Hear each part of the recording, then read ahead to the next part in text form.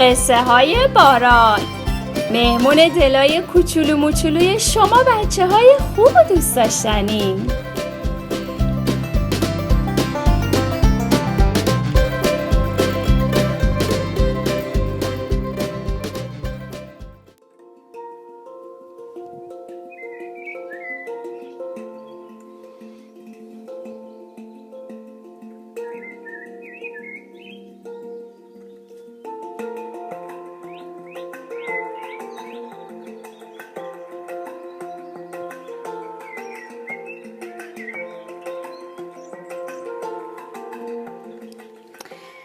سلام.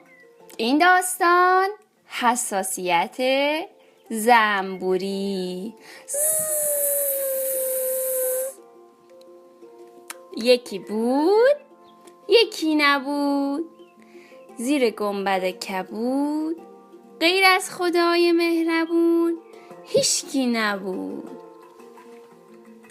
یه زنبور کوچولو بود که خیلی مریض شده بود.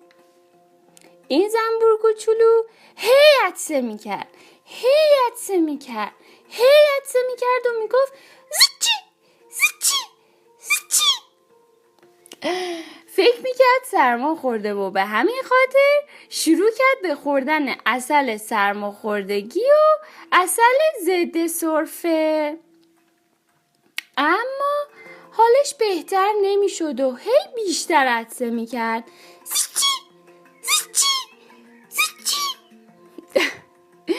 عطسه‌هاش بهتر نشد که هیچی، سرفه هم بهش اضافه شد.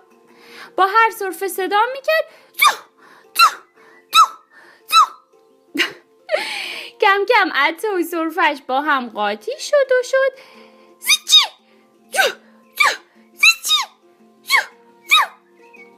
بالاخره زنبور کوچولوی ما انقدی سرفه و عطسه کرد که مجبور شد بره پیش آقای دکتر. آقای دکتر اسمش بود زازوزی. آقای دکتر زازوزی زنبور کوچولوی ما رو معاینه کرد و گفت مریضی شما سرماخوردگی نیست، مریضی شما حساسیته. باید چیز میزایی که برای حساسیت بده نخورید و اگه بخورید اصلا خوب نمیشید. زنبوری با عطسه و سرفه گفت هر چی بگید گوش میکنم.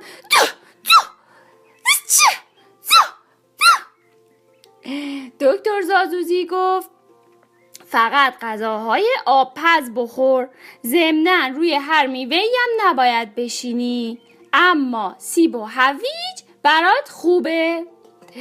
زنبوری از سرفه و عطسه خسته شده بود و میخواست دقیق به نسخه دکتر عمل کنه.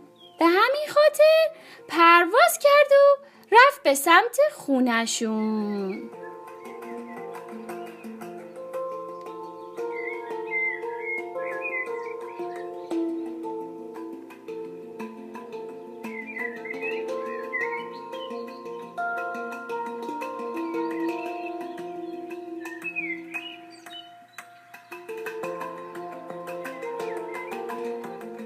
سر راهش که داشت میرفت خونه دید چند تا زنبور دارن از شهد گل فلفل نمکی میخورن.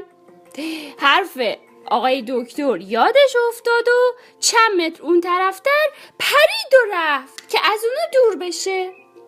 تازه وقتی رسید به کندوشون دید همه جا بوی موز پیچیده. همه داشتن موز میخوردن، اما دکتر زازوزی چی گفته بود؟ گفته بود موزم برات حساسیت میده.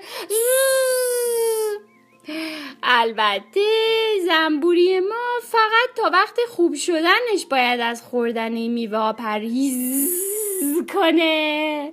ای بابا همه جا شد. قصه ما به سر رسید. آقا زنبوره به خونشون رسید. تازه اینا رو هم رعایت کرد. خوب شد. شب